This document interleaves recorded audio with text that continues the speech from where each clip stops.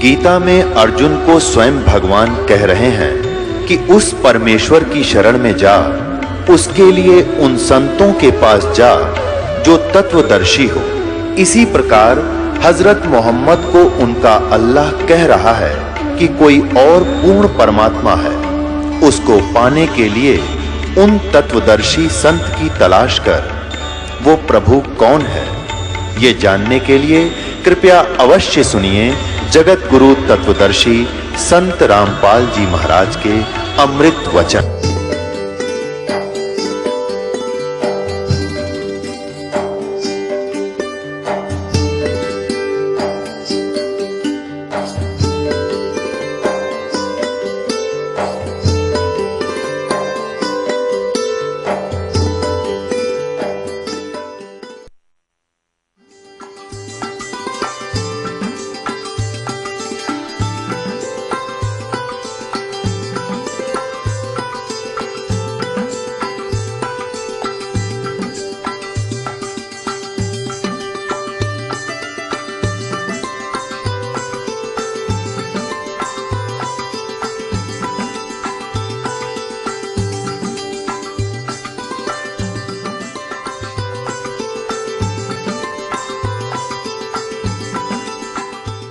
कुएं में शेख फरीद ने कैसी मीठी बोली बासा, तुम चुन चुन कागा खाली और मेरे हाडों पर का मासा।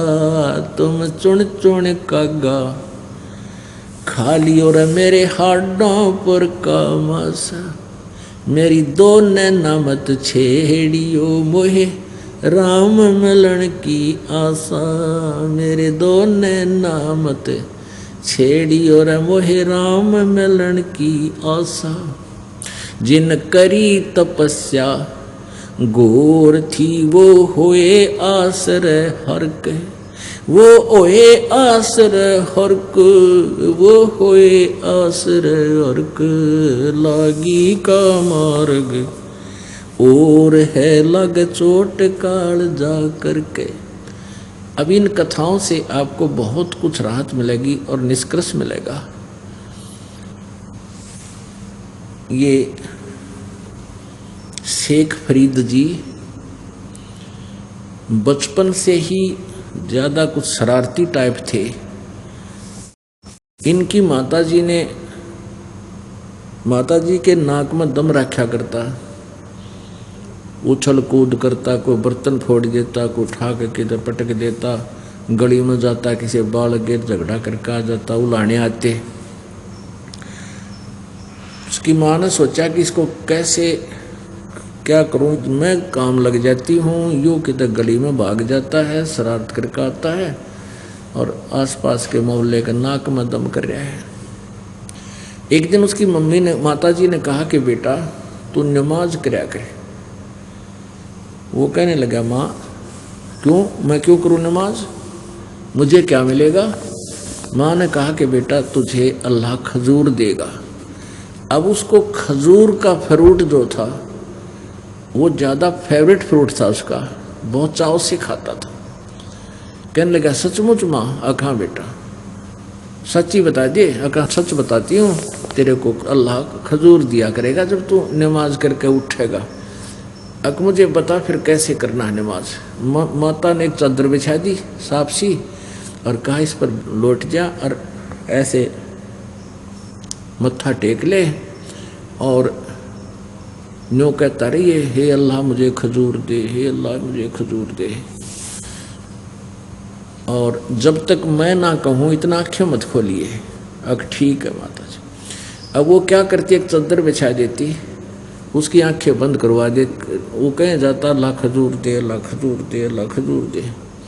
वो अपना सारे काम तो निपट कर लेती, सारे घर के काम ने। और क्या करती, पीपल के वृक्ष के पत्तों के बीच में और इतना सारे खजूर रखाती उसके नीचे, कपड़े के नीचे, जिसके ऊपर बैठ कर वो नमाज करते थे। अब वो उठ के आया, माता ने कहा भाई खोल दे आँखें। उसने आँखें खोल दी, उठ कर अपनी माँ के पास आया कि माता आप तो बहुत झूठी हो, अब आज के बाद कराना मेरे से नमाज। मुझे बहका कर वहाँ बैठा दिया। अल्लाह ने मुझे खजूर तो दिया ही नहीं। उसकी माता बोली, बेटा भगवान ऐसे सरेआम नहीं देता, वो छुप के गुप्त रूप से देता है। देख ले, तेरे कपड़े के नीचे कहीं रख गए होंगे, अल्लाह ज़रूर रखे होंगे। उसने जाते चादर फेंकी, उसमें खजूर पाए, 2 पत्तियां के बीच में अच्छे इतने सारे। वो तो खावे खजूर और कूदे, खावे खजूर और कूदे। अल्लाह ने मुझे खजूर दे दिया, अल्लाह ने मुझे खजूर दे दिया। अब वो खा पी लिया। थोड़ी देर पाछे बोला, माँ अब कब करनी है नमाज? वो बोली, डट जा, थोड़ी देर फिर बताऊंगी।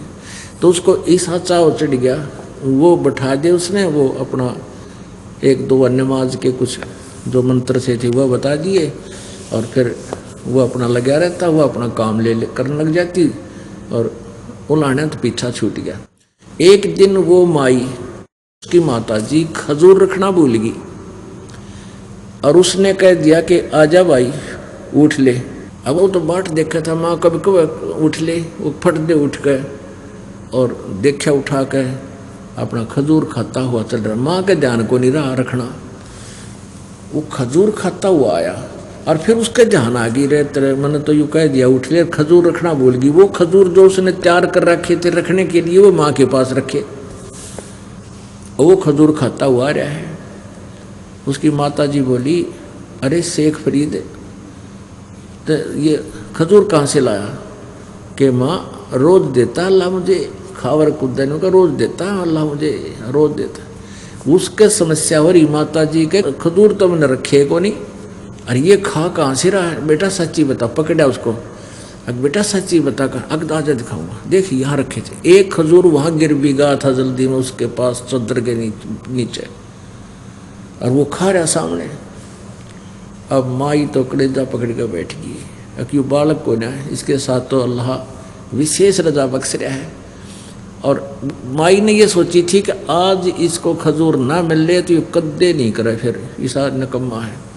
कहने का भाव ये है कि परमात्मा अपनी प्यारी आत्माओं के पहले से ही साथ रहता है।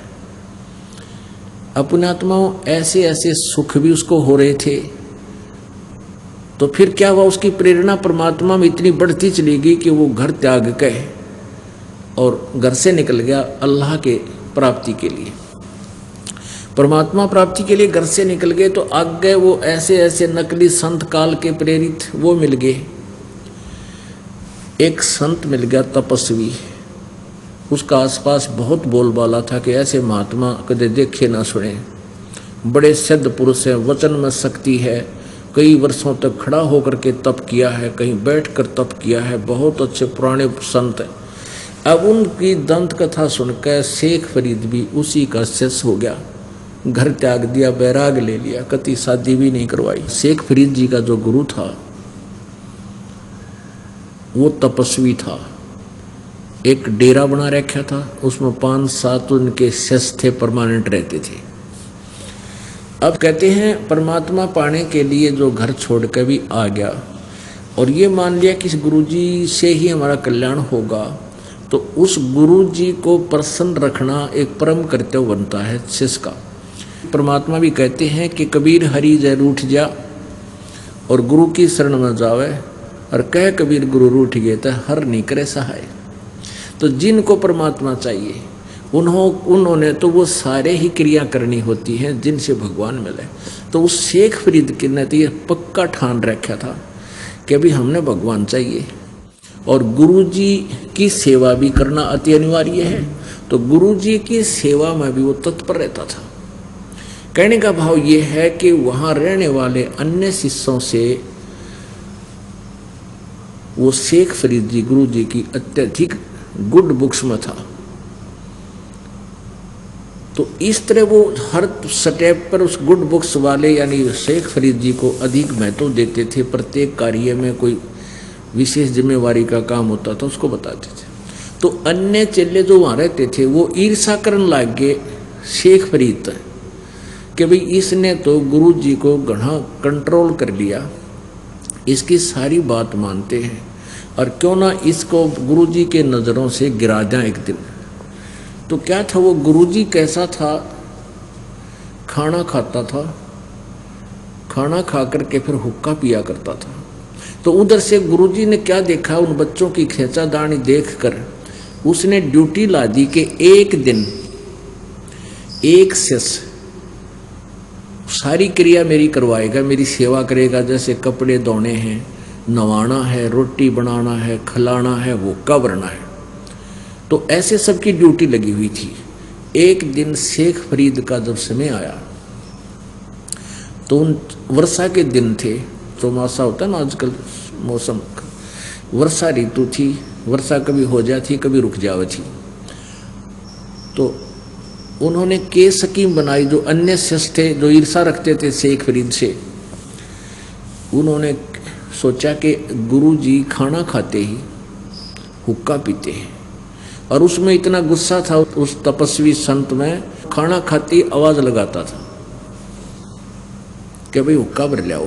अच्छा जी, हुक्का भरने चले जाते, और 5 मिनट तक तो वो नहीं बोलता था।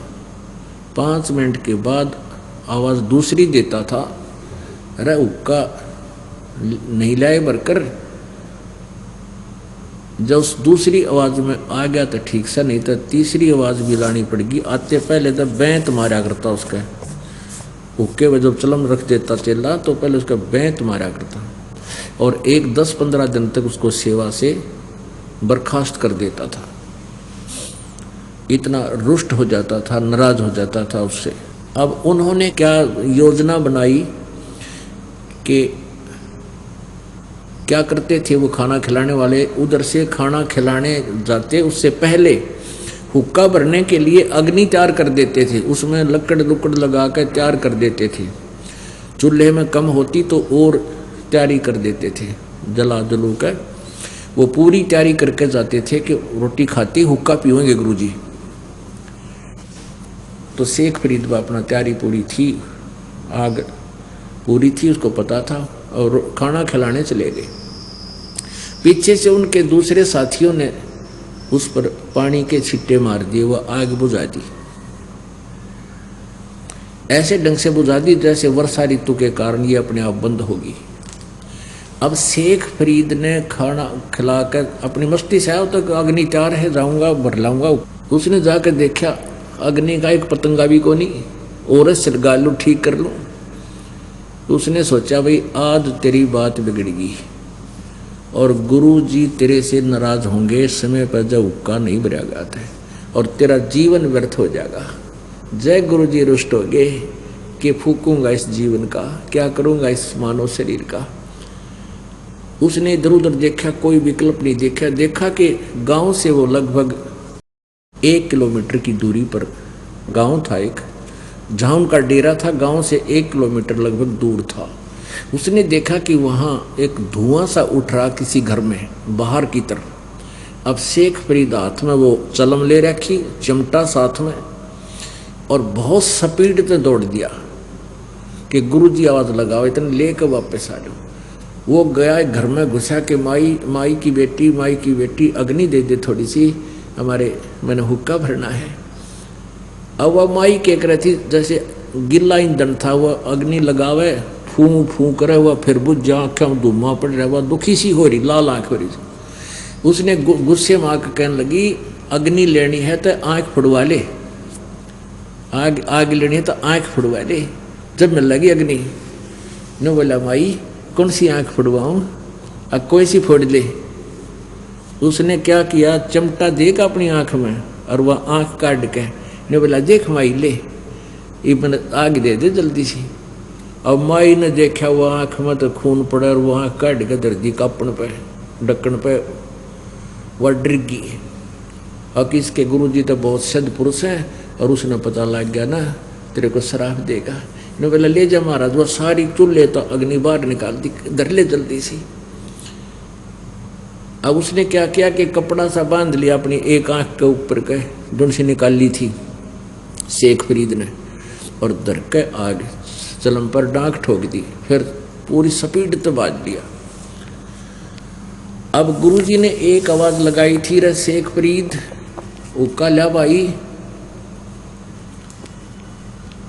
तब वो शेख फरीद वापस आ रहा था, काफी दूर था, उसने सुनी को ना। अब गुरुजी ने दूसरी आवाज लगाई, रे कित मर गया शेख तू?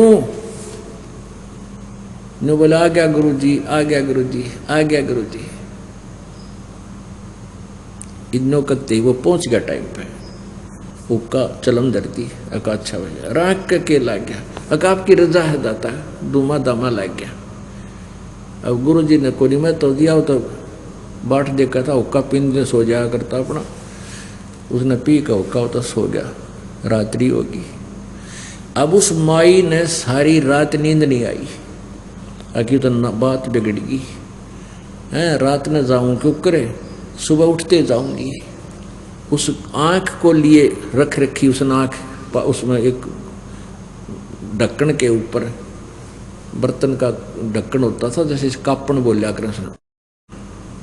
उस आँख ने लेकर सुबह सुबह वह माई डेरे में पहुंच गई। अरने बोली, महाराज जी मैंने माफ़ कर दो, मेरे से गलती होगी, मैंने माफ़ कर दो। महाराज बोला, भाई क्या गलती होगी बेटी? अग जी आपका बच्चा अग्नि लेने गया था हुक्का भरने के लिए, और मैं दुखी हो रही थी, आग जला नहीं थी, कभी बुझ जाती तो गिला ईंधन था, मैं दुखी हो रही थी, मैंने गुस्से में आकर ने कह दिया तू आँख फुड़वा ले। जब मैं लगी इतना आग, और वो गढ़ा पीछे पड़ गया, माई आग जरूर दे दे, माई आग दे दे।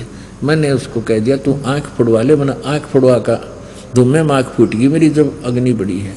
मैं दुखी हो रही थी, दुख में ये शब्द कह दिए आपके चेले ने, और आँख निकाल दी चिमटा मार के, महाराज जी और ये मैं आँख ये देख लो, ये ले आई हूँ। अब वो गुरुजी ने सोचा रे कि क्यों की कहानी है भाई। उन आवाज दी रहा, शेख फरीद को बुलाओ। शेख फरीद आ गया, हाँ गुरुजी। बेटा क्या बात थी? अग जी गिल्ला ईंधन था और ये आग बुझ गई यहाँ की, और आप रुष्ट हो गए तो मेरे इस जीवन का बनेगा कि मैंने तो, मेरा तो उद्देश्य यही है कि मुझे भगवान मिले, और आप रुष्ट हो गए मेरे तो मैं इस शरीर का क्या करूँगा। सीने से लगा लिया उस प्यारी आत्मा को, उस संत ने अपने चेले को, और कहा बेटा खोल दे इस कपड़े ने। वो कपड़ा खोल दिया तो आँख पूरी होगी उसकी, लेकिन थोड़ी छोटी होगी, आँख नो की नो होगी। अब कहने का भाव ये है पुण्यात्माओं, अब विचार देखना कि जीव कैसे बचे इस काल के जालते हैं। उस प्यारी आत्मा संत ने, उस गुरु जी ने, गुरु पद पे घर त्याग कौन करता है? जो पिछले जन्म का पुण्यकर्मी प्राणी होता है, परमात्मा की चाह में घर से निकलता है, या घर पे रहते हुए साधना जो करता है, इधर भ्रमता भटकता है, परमात्मा के चाहने के लिए तीर्थों पर मंदिरों में कहीं जाता है, वो पुण्यात्मा ही होता है, पिछले संस्कार उसके अच्छे होते हैं, तो वही गुरु पद प्राप्त करता है। और फिर आगे हठ योग तो कुछ ऐसे जंतर मंत्र हैं सदग्रंथों के, उनके करने से उसमें कुछ सिद्धियां आ जाती हैं, और उन सिद्धियों से उसके पुण्य जाते हैं। अब उसने अपनी उस वचन से उसको आंख दे दी, अब वो भक्ति सत्य नहीं थी गुरु जी की, शेख फरीद जी के उस गुरु जी की, तो अगले जन्म में उसकी आंख स्वयं खत्म होएगी, क्योंकि उसने अपने एक मनुष्य जीवन की आंख का दान कर दिया। एक आंख तो वो काना होगा किसी न किसी जन्म में। तो ऐसे जालिम काम है इस काल का।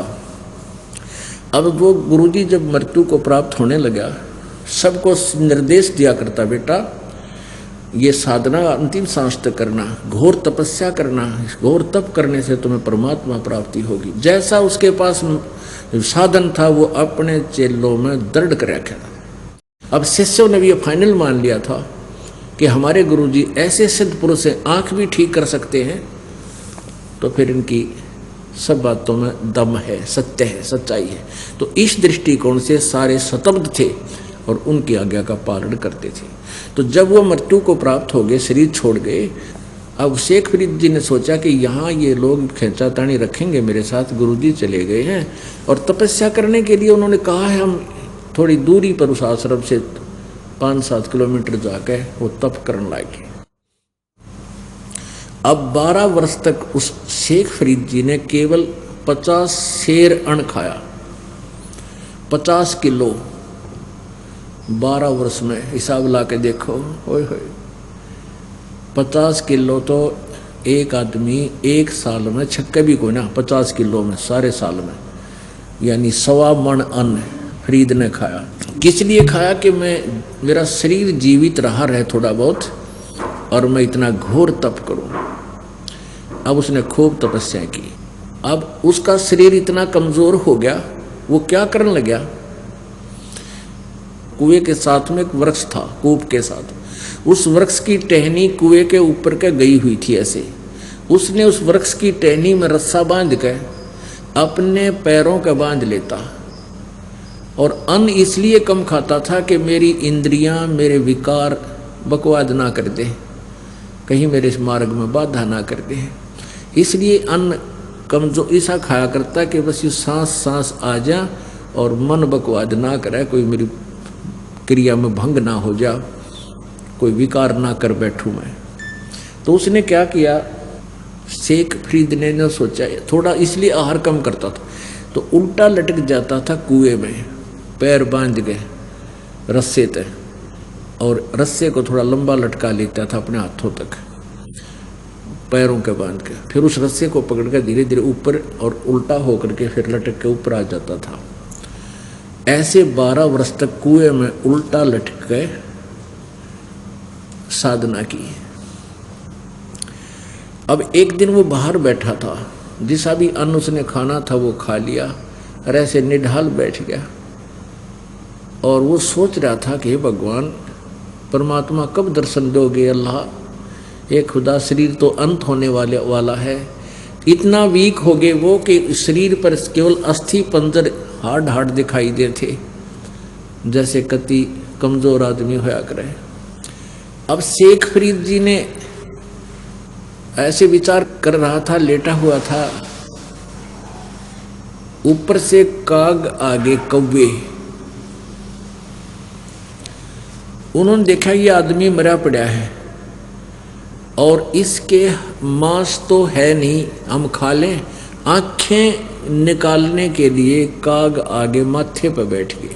तो उसने सोचा भी ये कौवे खाओगे तेरी आंख काट देंगे। वो कुएं में उल्टा लटक गया सहज सहज। तो कौवे वहां भी पहुंच गए। तो थोड़ी देर के बाद उन्हें देखा कि तो बिल्कुल कंडम सा हो रहा है, तो फिर उस पर जा बैठे, उस रस्से पे। तो वो क्या बोला कि भाई कौवे, मेरी आंख छोड़ दियो, मेरे शरीर पर कई मांस शेष हो, तुम अपना पेट भर लो, खा लो तुम। और न्यू कह के वो फूट फूट कर रोने लग गया। जब वो रोने लगा तो कौवे भी उड़ गए, कि वो आदमी तो जीव है। शेख फरीद जी ये सोच रहे हैं कि ये भगवान परमात्मा प्राप्ति के लिए घर छोड़ के आया था, परमात्मा अल्लाह मिला नहीं और शरीर अंत होने को आ चुका है, अब ये ज्यादा समय नहीं रह पाएगा। इससे वो बहुत बुरी तरह रोने लग गया। हे परमात्मा, दया करो इस दास पे, दर्शन दो मुझ पापी को। ऐसे अधीन भाव से वो बहुत रोने लगा। उसी समय परमात्मा पहुंच गए, क्योंकि सभी आत्माएं उस अल्लाह अकबर की हैं, अल्लाह कबीर जी की हैं, जो बनारस में दुल्हे का रूप धारण करके 120 वर्ष तक लीला करके गया। ये सभी आत्माएं उसी की हैं। वही अपनी आत्माओं के लिए भटक रहा है। काल ने हमारे साथ बहुत धोखा और जुल्म किया हुआ है, नरे नरे मजहब बना दिए और प्रत्येक को भ्रमित कर दिया, सच्चा ज्ञान छुपा दिया।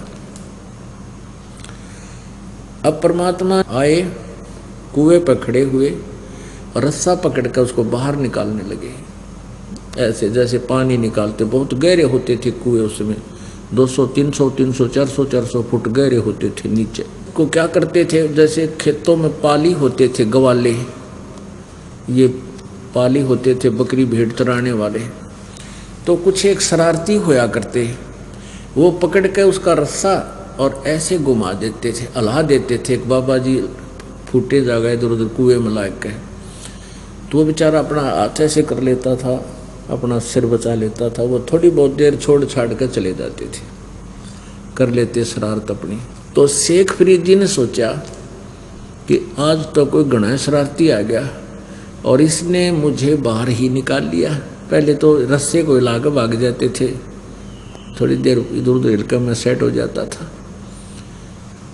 तो जो ही परमात्मा ने ऐसे बाहर निकाला, उल्टा लटका लटका कहता शेख फरीद कि भाई मैंने तेरा क्या बिगाड़ा है, मुझे वापस छोड़ दे, शरारत ना करे, साधु संतों के साथ शरारत नहीं करते, भगवान अल्लाह तुझे सजा दे देगा। तो परमात्मा ने पूछा आप क्या कर रहे हो महात्मा जी?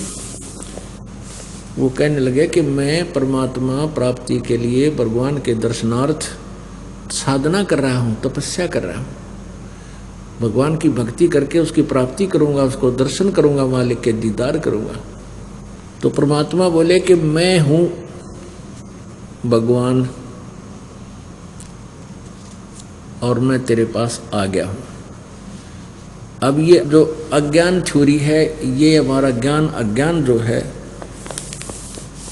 ये फिर आगे अड़ जाता है, ढीठ बना दिया इसने हम उस अधूरे ज्ञान में। अब शेख फरीद ने क्या सुन रखा है मुसलमान धर्म के सभी संतों से कि परमात्मा निराकार है, बेचून है, वो दिखाई थोड़ी देता है, वो कभी किसी ने उसके दर्शन नहीं होते। शेख फरीद जी ये शब्द बोला। परमात्मा बोले भले पुरुष, एक तरफ तो आप कह रहे हो कि मैं परमात्मा के दीदार के लिए, दर्शन करने के लिए साधना कर रहा हूँ, और दूसरी तरफ आपका सिद्धांत क्या है, आप बता क्या रहे हो और कर क्या रहे हो? आप कह रहे हो भगवान निराकार है, वो दिखाई थोड़ी देता है, और उसके पाने के लिए आप ये इतने डले ढोरा, इतनी साधना कठिन कर रहा है। न्यों तो सोच ले भले पुरुष, तुम कह क्या रहे हो और कर क्या रहे हो? ओ तेरा गजब भैया, इतनी सी बात थी। अब शेख फरीद के मन के सारे सक्रिय सिद्धे हो गए, वो सारे लेंस सीधे हो गए कि जो उल्टी आंट पकड़े बैठा था उसने न्यों के न्यों चरण पकड़ दिए, उल्टे लटके लटके। ये सोच लिया कि ये अल्लाह नहीं है तो अल्लाह का जानकार अवश्य है। भाई सच्ची बात है कि हम परमात्मा के दर्शन के लिए सारा प्रयत्न कर रहे हैं और परमात्मा को निराकार बता रहे हैं, दर्शन के कराएंगे, डले डोन लग रहा। तब परमात्मा कबीर जी ने कहा बच्चा, भगवान मिलेगा उसके विधिवत एक विशेष विधि है, और ऐसे भूखा मरने से, हठ योग करने से परमात्मा प्राप्ति नहीं होती। तो पहले कुछ फल खा, आहार कर, थोड़ा खा ले, तुम तो बिल्कुल छोड़ दिया। 1.25 मन अन्न 12 वर्ष में क्या मायने रखता है? अब आहार कर और जैसे मैं बताऊं ऐसे भक्ति कर। तब उसने परमात्मा कबीर जी ने उनको उपदेश दिया। उस प्यारी आत्मा ने सच्चे दिल से उसकी श्रद्धा से मालिक की भक्ति की। तो फिर परमात्मा ने, कबीर जी ने उसको कुरान शरीफ में बताया कि ऐसे ऐसे, उसमें लिखा है कि वो परमात्मा, कुरान शरीफ सूरत फुरकानी आयत नंबर 52 से 59 में, आपका कुरान शरीफ ज्ञानदाता किसी अन्य अपने से और सुपीरियर सर्वशक्तिमान सर्वसृष्टि रचनहार परमात्मा अल्लाह के बारे में बता रहा है, और उसने 6 दिन में सृष्टि रची, 7वें दिन तख्त पर जा बैठे।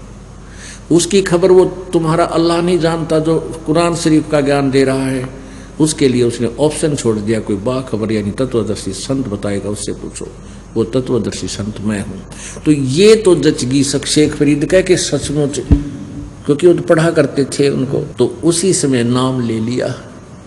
सब क्रियाएं जैसे परमात्मा ने बताई वैसे करने लगे। फिर उनको मोक्ष अधिकारी बनाया परमात्मा ने।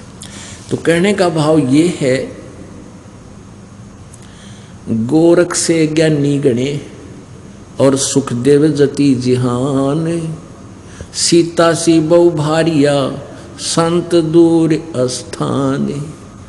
संत के घर दूर हैं, संत का घर दूर है। और देखो शेख फरीद जी का पहले वाला गुरु कितना सिद्धि युक्त था, आंख भी ठीक कर दी। तो ऐसा चमत्कार देख के कौन हिल जाए। उस गुरु जी दो रहे थे, ने सोचा ही तो भगवान उतर रहा है, और वो था काल का दूत। काल से सिद्धियां साधना करके, हठ योग करके बैटरी चार्ज कर ली, और वहाँ उसको बांट बूट के अपना नाश कर लिया, अनुयायियों को भी भ्रमित कर गया। अब पुण्यात्माओं, आप कितनी पुण्यात्मा हो, उस एक एक प्यारी आत्मा को सच्चा मार्ग पर लाने के लिए परमात्मा ने किस किस प्रकार खाड़े करने पड़े। उन्होंने सारे डले डोलिए जो परमात्मा उनके पास गए, उनको वही रास्ता बता जो आज दास आपको बता रहा है। आप कितनी पुण्यात्मा हो कि उनसे, उन संतों से भी आप अधिक पुण्यात्मा हो जो आपको आज सहज में भगवान मिल रहा है।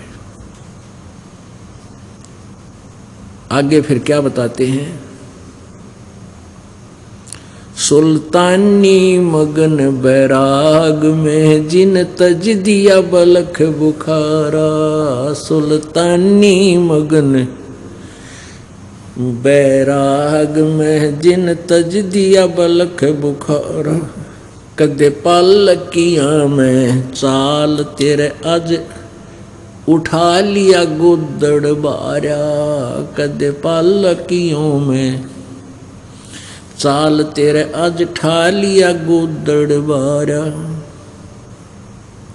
सब संगी छोड़ी रोवती रोवे था कुण बासारा। सब संगी छोड़ी रोवती रोवे था कुण बासारा।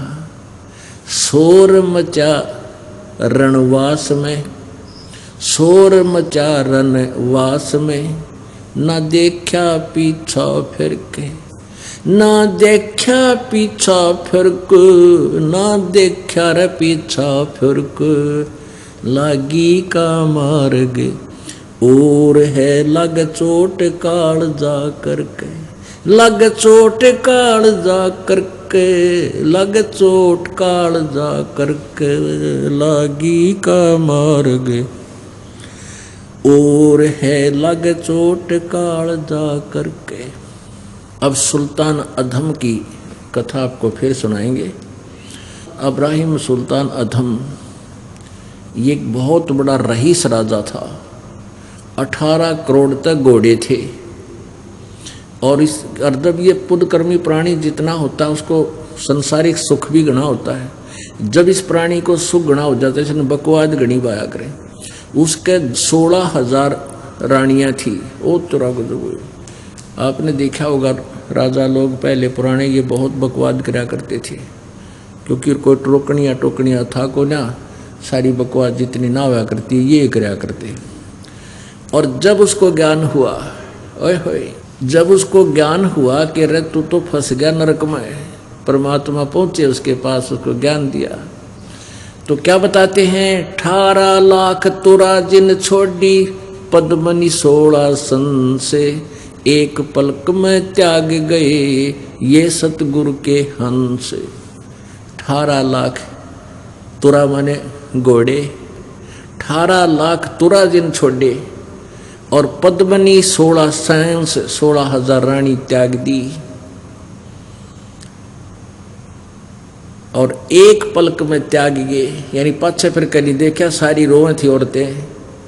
न बोला ना देखा पाछा फिर कहते एक पलक में त्याग गए सो सतगुरु के हंस। अब जब वो घर त्याग के सुल्तान अधम जावे था, बहुत बड़ा रईस राजा था। अब उसने क्या किया? कंबल लपेट रखा था, मुंह काला कर रखा था, कोई पहचान ना ले, कालस ला रखी थी। वर्षा होने लगी। एक झोंपड़ी में एक व्यक्ति, एक झोंपड़ी में पति पत्नी वहाँ रह रहे थे और एक झोंपड़ी और थी, उसमें एक गऊ बांध रखी थी। और वर्षा अच्छी होगी तो दोनों जने रात्रि में बतला रहे हैं। उसका पति कह रहा अपनी पत्नी को कि ओहो अब कितनी अच्छी वर्षा हो गई है और इतना बढ़िया घास हो गया है, अपनी गाय खूब बढ़िया छक्या करेगी और मौज से दूध पिया करेंगे, ठाठ हो गया, अपनी फसल भी बढ़िया होगी। कहने लगे अपने तो इसे ठाठ हो गए, इसे बलख बुखारे के बादशाह के भी को जा। अब देखो, अब वो बलख बुखारे का बादशाह सुल्तान अधम इतना वेल नोन हो रहा था कि उस जैसा सुख किसी का नहीं, वो उदाहरण बन गया था। तो शाम ने तो बोलिया को नहीं। इब्राहिम सुल्तान अधम सुबह उठकर उनके सामने गया, नमस्कार किया। उन्होंने पूछा भाई कौन है, कहाँ से आया है तू? तो वो कहने लगा भी मेरी एक बात का उत्तर दो तुम पहले, वो पाछे बताऊंगा कौन हूँ। क्या कि आप रात्रि में एक बात कह रहे थे कि तुम ये कह रहे थे कि हमारे बढ़िया वर्षा होगी और इसे ठाठ हो गए, बलख बुखारे के बाद से कभी कोई ना भाई आपके के ठाठ हो गए कि ठाठ तन दिखते को ना। ये हमारी गऊ है, गाय बांध रखी, दूसरी झोपड़ी में एक गाय है और उनका संतान भी नहीं थी, निसंतान थे। और अच्छी बढ़िया फसल होगी, अपना पीवांगे दूध, बढ़िया फसल होगी, खूब ठाठ तरह कराएंगे, हमारे होगी ठाठ। तो वो राजा बोला कि मैं बलख बुखारे का बादशाह हूँ भाई। पूरा ज्ञान समझाया, पहले तो ज्ञान समझाया, साधु संत सा दिखा था, काले कपड़े नो एक कंबल सा बांध रखा, जैसे एक चादर बांध लिया कर। काफ़ी ज्ञान समझा भाई, भक्ति करनी चाहिए, परमात्मा का नाम लिया करो, ये तो कुछ दिन का खेल है, या कोई नहीं रहा, एक दिन मृत्यु हो जाएगी, सब कुछ यही रह जाएगा। तो वो कहने लगे अपना काम करे, हमने घना शिक्षा की जरूरत कोई ना अड़म।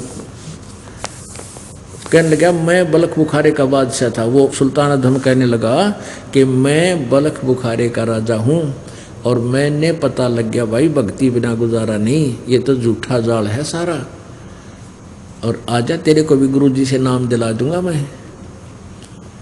अब वो व्यक्ति बोला वह पहली तो मेरा बात यह जचती नहीं कि तू बलख बुखारे का बादशाह होगा से, और जय तू बलख बुखारे का बादशाह हर तेने राज छोड़ दिया तो तेरे कैसा बोली बूझ नहीं, तेरे जैसा मूर्ख नहीं से ठाठने छोड़ का, अगर मुझे के शिक्षा दे तो अपना काम कर चल। अब वो जबकि वो उन राजा दिखा था, तब इब्राहिम सुल्तान ने क्या कहा वहां पे, एक रांडी ढांडी दांत जाए एक औरत को, और ढांडी कहे गाय को, एक रांडी ढांडी नात जाए ये नर कहिए काग, और भाई बलख बुखारा त्याग दिया थी कोई पछली लागे। ये तो एक गान ही छूटती है कि औरत में ठाठ मान रहा है और हमने बलख बुखारे के ठाठ छोड़ दिए। ये हमारे कोई पिछले संस्कार थे, परमात्मा की हम पर रजा होगी, और ये कूतरू इससे मुड़ जा पड़ा है। तो पुण्यात्माओं, जब आपकी ये स्थिति आ जाएगी, जिस धन को आप मांगने आते हो और परमात्मा उस नरक से आपको निकाल कर परमात्मा की तरफ लगाता है। अब पुण्यात्माओं, परमात्मा दूर नहीं है जो उसके ऊपर समर्पण करके लगता है। बलख बुखारे बादशाह का जाकर जंगल में बैठ गया, वो जब घर छोड़कर शाम तक कुछ आहार मिला नहीं, सुबह रात भी होगी, सुबह सोचा है अल्लाह आपका दास भूखा मरेगा। आकाश मार्ग परम पिता परमात्मा सारी सृष्टि के रचनहार कुल मालिक कबीर देव कबीर साहब, ये वो परमात्मा हैं जिन्होंने सर्व ब्रह्मांडों की रचना की। ये वो भगवान हैं जिनका कोई माता पिता नहीं है। ये वही परमात्मा है जो सन 1398 विक्रमी संवत 1455 ज्येष्ठ सुदी पूर्णमासी को अपने सतलोक स्थान से सनातन परम धाम से गति करके चलकर वहाँ से बनारस में काशी शहर में एक लहर तारा तालाब में विकसित कमल के फूल के ऊपर शिशु रूप धारण करके विराजमान हुए थे। इनके प्रत्यक्ष दृष्टा एक अष्टानंद नाम के महर्षि थे, जो तत्कालीन महर्षि रामानंद जी के शिष्य थे। एक नीरू नीमा नाम के जुलाहा दंपति निसंतान थे। वो प्रतिदिन स्नानार्थ उस लहर तारा तालाब पर जाते थे। उसके अंदर गंगा दरिया का जल लहरों के द्वारा उछलकर वर्षा के दिनों में जब गंगा दरिया फुल स्विम पर चलती थी, पटड़ी से ऊपर से उछलकर एक बहुत बड़े सरोवर का रूप धारण कर लेता था। तो उसमें स्वच्छ जल होता था, वहाँ स्नान करने के लिए वो प्रतिदिन जाया करते थे। उस दिन परमात्मा उनको कमल के फूल पर विराजमान मिले। नीरू नीमा उनको अपने घर ले आए। नीरू नीमा एक दुल्हे थे, दुल्हे का कार्य करते थे। बड़े होकर परमात्मा भी मुंह बोले माता पिता के साथ दुल्हे का कार्य करने से दुल्हा कहलाए। पुण्यात्माओं, मानव समाज पूर्ण रूप से तत्व ज्ञान से अपरिचित है। परमात्मा की परिभाषा से वो अपरिचित होने के कारण परमात्मा से मिलने वाले लाभ से वंचित है। जब किसी के ऊपर भी आपदा आ जाती है, चाहे वो राजा भी क्यों ना हो, सारी पृथ्वी का शासक भी क्यों ना हो, वो भी अंत में परमात्मा से ही लाभ की इच्छा करता है। आम व्यक्ति, आम नागरिक तो राजा से इच्छा करता है कि मुझे राजा कुछ लाभ दे, और राजा भी जब आपत्तियों से घिर जाता है परमात्मा से ही याचना करता है। एक समय की बात है कि एक राजा शिकार खेलने गया हुआ था और किसी कारण से रास्ता भूल जाने से वो अपने साथियों से वंचित हो गया, अपनी सेना से बिछुड़ गया। उसको बहुत भूख लगी, वो रास्ते में आ रहा था। एक किसान ने से उसकी मुलाकात हुई। किसान ने उसको अपने खेत में लगे मतीरे, तरबूज, खरबूज आदि खिलाए। राजा बड़ा प्रसन्न हुआ और उसको एक सर्टिफिकेट दे दिया कि तू कभी भी मेरे पास आ जाना, मैं राजा हूँ इस शहर का, तुझे कोई नहीं टोकेगा। कुछ दिनों के बाद उसको किसान ने सोची अपने मित्र से मिलकर आता हूँ और कुछ उससे मांगूंगा, धन मांगूंगा। वो किसान जब वहाँ पहुँचा, पहरेदारों को उन्होंने राजा का दिया हुआ वो दिखा दिया पर्ची, किसी ने उसको नहीं टोका। जब वो अंदर गया तो उसने देखा एक व्यक्ति अपने महल के आंगन में और कपड़ा बिछा करके भगवान से ऐसे कोई याचना कर रहा है। तो वहाँ पहरेदारों ने बताया कि आप यहाँ खड़े हो जाओ, राजा अभी प्रेयर कर रहा है, परमात्मा से कुछ याचना कर रहा है। क्योंकि उसमें सूखा गिर गया था और सूखे से दुखी होकर ही वो किसान राजा के पास कुछ याचना करने गया था। तो किसान ने पूछा उनसे, अंगरक्षकों से, भी क्या कर रहा है राजा, कि भगवान से याचना कर रहा है कि मेरे राज्य में कुछ सुख सुविधा हो, वर्षा हो जाए तो मेरी प्रजा सुखी हो और मुझे भी टैक्स मिले। किसान वापस चल पड़ा, कहने लगा मैं तो भिखारी के पास आ गया, ये आप ही भिखारी है, ये भगवान से मांग रहा तो मैं भी उसी से मांगूंगा जिसे राजा मांग रहा है। तो पुण्यात्माओं, ये हम कथा सुना करते थे, ये कहानी भी सुनते थे, ये बात बिल्कुल सच्ची है। क्योंकि परमात्मा सभी को देता है, राजा हो चाहे रंक, क्योंकि वह सभी उसी की आत्माएं हैं। और हम अज्ञानतावश इन राजाओं के पीछे ही पड़े रहते हैं, ये हमें सुख दे, ये हमें सुख दे। ये कुछ नहीं दे सकते। आपके जो किस्मत में भाग्य उसको वही मिल सकता है। ब्रह्मा विष्णु महेश भी आपका उसमें परिवर्तन नहीं कर सकते। जो दे सकता है, जो आपके भाग्य में परिवर्तन कर सकता है, आपके दुखों का नाश कर सकता है, आपके किस्मत में ना हो वो धन भी वो दे सकता है, वो परम अक्षर ब्रह्म है, वो पूर्ण परमात्मा है। उस पूर्ण परमात्मा के बारे में जानकारी आज तक हमें नहीं हो पाई। हम बोलते भी रहे पूर्ण ब्रह्म परमात्मा, पूर्ण ब्रह्म परमेश्वर, याचना भी करते रहे, लेकिन उससे कुछ लाभ लेने का एक विशेष तरीका होता है। वो तरीका हमें ना मिलने से हम केवल परमात्मा की स्तुति ही करते रहे, उसके गुणगान करते रहे। और जिससे हमें उस परमात्मा से लाभ नहीं मिला। परमात्मा से लाभ ना मिलने के कारण फिर हमने अपनी इच्छाओं की पूर्ति अपने दृष्टिकोण से, अपनी सोच से रास्ता निकाल लिया। किसी ने चोरी करके, किसी ने डाके मार के सोचा मैं धनी बन जाऊंगा, किसी ने मिलावट करके, किसी ने 2 के 20 बनाने की इच्छा करके, किसी ने रिश्वत लेकर के सोचा मैं धनी बन जाऊंगा। 7 जन्म भी नहीं बन सकते इस तरह धनी। धनी बनने का तरीका सतगुरु संत बताते हैं, और वो सतगुरु संत परमात्मा से कनेक्टेड होते हैं और उनके द्वारा बताई विधि से वो पूर्ण परमात्मा आपको आपके भाग्य से न्यारा देता है। आपके ऊपर आने वाली आपदाओं को भी वो दूर करता है। वो परमात्मा कौन है? अब यही डिसीजन करने में, यही निर्णय करने में इतना समय लगता है हमें कि 1-1 महीना सत्संग करते रहते हैं,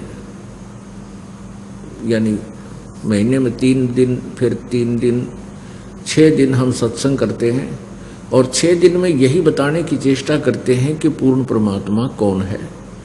और अन्य जिनको हम परमात्मा मानते थे, भगवान मानते थे, वो कितने समर्थ थे, हम उनको मान क्या रहे थे।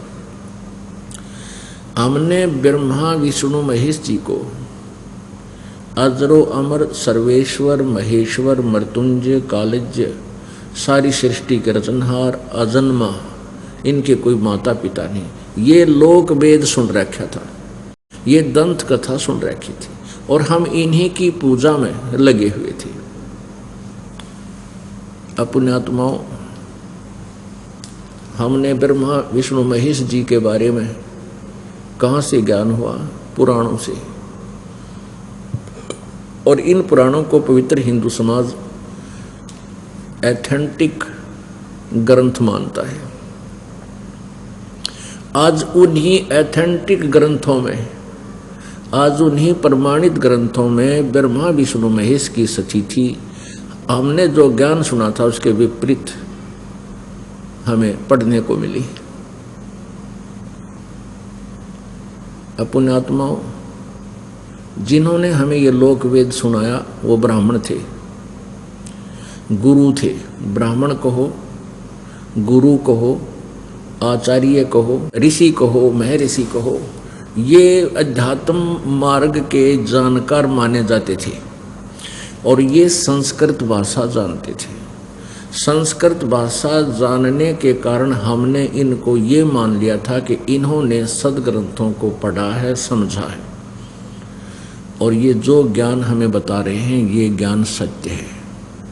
तो क्योंकि हमारे पूर्वज अशिक्षित थे, उनको संस्कृत भाषा नहीं आती थी, जिस कारण से वो ये निर्णय नहीं कर सके कि ये गुरुजी जो बता रहे हैं ये हमारे सदग्रंथों में लिखा है या नहीं लिखा। उन्होंने यही माना कि सदग्रंथों में ही लिखा है जो ये हमें बता रहे हैं। इसलिए उस पुराने समय से अशिक्षित समाज होने के कारण एक लोक वेद बन गया। लोक वेद का अर्थ है अक्षेत्रीय ज्ञान, दंत कथा, सुनी सुनाई बातें जो किसी सदग्रंथ में नहीं है और उसका प्रचलन बहुत ज़्यादा हो जाता है। एक कहानी है कि जो एक झूठ को और 100 बार कह दिया जाए तो वो सत्य प्रतीत हो जाती है, सत्य लगने लग जाती है। तो ऐसे हमने हजारों वर्षों से यही लोकवेद सुना और एक दूसरे को सुनाते सुनते रहे कि ब्रह्मा विष्णु महेश सर्वेश्वर हैं, महेश्वर हैं, यही पूजा के योग्य हैं, इन्हीं की पूजा करनी चाहिए, दुर्गा की पूजा करनी चाहिए। और किसी किसी की बुद्धि लाखों करोड़ों में एक की बुद्धि जाती थी कि ब्रह्म साधना करनी चाहिए और पूजा नहीं करनी चाहिए।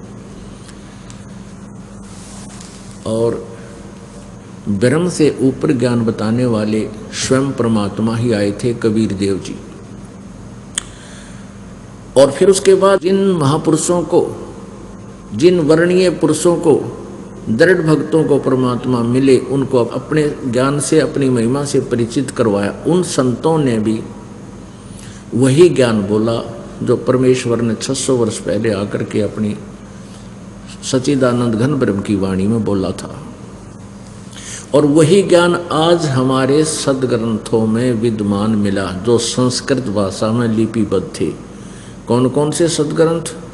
पवित्र चारों वेद, ऋग्वेद, यजुर्वेद, सामवेद और अथर्ववेद। पवित्र 18 पुराण और पवित्र श्रीमद् भगवत गीता। इनमें वही ज्ञान आज हमें स्वयं पढ़ने को मिला, क्योंकि हम शिक्षित हो गए।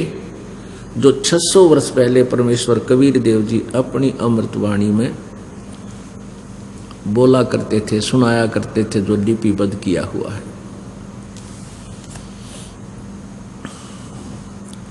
परमात्मा क्या कहा करते थे? तुम कौन राम का जपते जापम, तात कटे ना तीनों तापम। ये चतुर्भुजी भगवान कहावे, हर हट डोर बंधे सब आवे। कोटिक करता फिरता देखा, हर हट डोर कहूँ सुन लेखा। अब परमात्मा क्या बताते थे? गुण तीनों की भक्ति में ये भूल पड़ो संसार। कहे कबीर निज नाम बिना तुम कैसे उतरो पार। गुण तीनों की भक्ति में, रजगुण ब्रह्मा, सतगुण विष्णु, तमगुण शिव जी की भक्ति में ये पूरा समाज, मानव समाज, हिंदू समाज भूला पड़ा है। और इनको यथार्थ मंत्र निज नाम का ज्ञान नहीं। उस निज नाम के बिना तुम्हारा मोक्ष नहीं हो सकता। अपने आत्माओं, पूरा विश्व अध्यात्म ज्ञान से अपरिचित है। अब इसका प्रमाण हम कहाँ से लें? क्योंकि हम ब्रह्मा विष्णु महेश जी की पूजा करते थे, और ब्रह्मा विष्णु महेश वो भी पूजाएं करते हैं, वो किसी अन्य और शक्ति की पूजा करते हैं, और देवताओं की और भगवान की पूजा करते हैं। तो ये स्वयं ही किसी की पूजा कर रहे हैं और हम इनकी पूजा करते हैं, तो वो शास्त्र विरुद्ध ज्ञान है। गीता जी अध्याय नंबर 16 के श्लोक नंबर 23 में कहा है कि शास्त्र विधि को त्याग के जो मनमाना आचरण करते हैं, अपनी स्वेच्छा से, अपने लोक वेद के आधार से जो साधनाएं करते हैं, मनमाना आचरण करते हैं, उनको न तो कोई सुख होता है, न उनकी गति होती है, और न ही उनको कोई सिद्धि प्राप्त होती है। अर्थात यूजलेस, व्यर्थ। फिर गीता जी अध्याय नंबर 16 ही के श्लोक नंबर 24 में कहा कि अर्जुन, इससे तेरे लिए कर्तव्य और अकर्तव्य की व्यवस्था में शास्त्र ही प्रमाण है। किसी की दंत कथा पर विश्वास मत करना। यदि तुम्हें परमात्मा चाहिए, मोक्ष चाहता है, तो सदग्रंथों में जो लिखा है और वही ज्ञान संत बता रहा है कोई, तो वो सच्चा संत है, वो तत्वदर्शी संत है। उन सदग्रंथों के अनुसार साधना को ही प्रमाण मानना। अपने आत्माओं, गीता जी अध्याय नंबर 8 के श्लोक नंबर 13 में क्या बताया है कि गीता ज्ञानदाता श्री कृष्ण जी में प्रवेश करके ये ब्रह्म बोल रहा है, ये काल बोल रहा है। जो गीता जी अध्याय नंबर 11 के श्लोक नंबर 32 में कहता है कि अर्जुन, ये देख मेरा रूप, मैं काल हूँ और अब परिवर्त हुआ हूँ, और मैं सबको खाऊंगा, किसी को नहीं छोड़ूं। गीता जी अध्याय नंबर 11 के श्लोक नंबर 21 में अर्जुन आंखों देखा कह रहा है, भगवान आप तो इन देवताओं को भी खा रहे हो, ऋषि और सिद्धों के टोल के टोल, झुंड के झुंड आपसे मंगल कामना कर रहे हैं, आप इनको भी खा रहे हो। तब ये काल कहता, मैं तो काल हूँ भाई, सब न खाऊंगा, मैं ना छोड़ूं किसी को।